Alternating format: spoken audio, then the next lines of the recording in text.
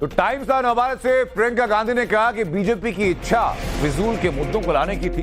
PM BJP नेता असली मुद्दों पर बात नहीं करते। उन्होंने कहा कि 2 चुनाव में देश की जनता ये सब देख चुकी है। देश अब बदलाव चाहता है, बीजेपी घबराई है, जनता परेशान है, उसे कुछ हासिल नहीं हुआ।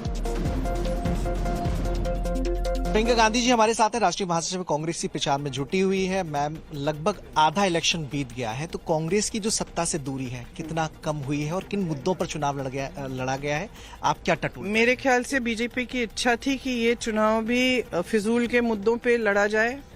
रोज रोज प्रधानमंत्री से लेकर नीचे तक जितने भी इनके कार्यकर्ता और इनके नेता हैं, बस फिजूल के मुद्दे उठाते रहते हैं। कभी कहते हैं भैंस चुराएंगे, कभी कुछ और कहते हैं। तो ये आज क्या हो रहा है कि ये चल नहीं रहा है।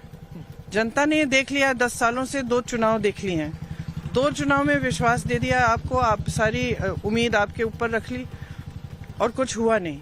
अब जनता कह रही है कि भाई तीसरा चुनाव हम इस पे नहीं लड़वाएंगे, हमें महंगाई बेरोजगारी पे ये चुनाव लड़वाने हैं। और जनता एक तरह से मजबूर कर रही है इनको, क्योंकि अब जो इनके भाषण हैं थोड़े से ये मुझे तो लगता है कि घबराए हुए हैं, जवाब देने लग रहे हैं, समझाने लग रहे हैं।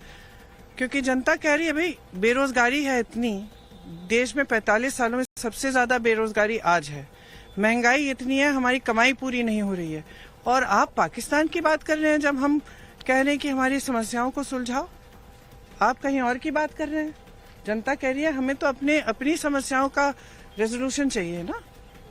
तो आपको लगता है कि जो बीजेपी की स्थिति है वो कमजोर है और कांग्रेस लीड कर रही है जो 4 फेज बीते? देखिए, कमजोरी और लीड की मैं ज्योतिषी तो हूं नहीं, लेकिन मैं इतना जरूर कह सकती हूँ कि इस बार जनता कह रही है कि देखो हमारी मुसीबतें हैं, हमारी परेशानियां हैं, हमारे जीवन में इन 10 सालों में तरक्की नहीं आई है।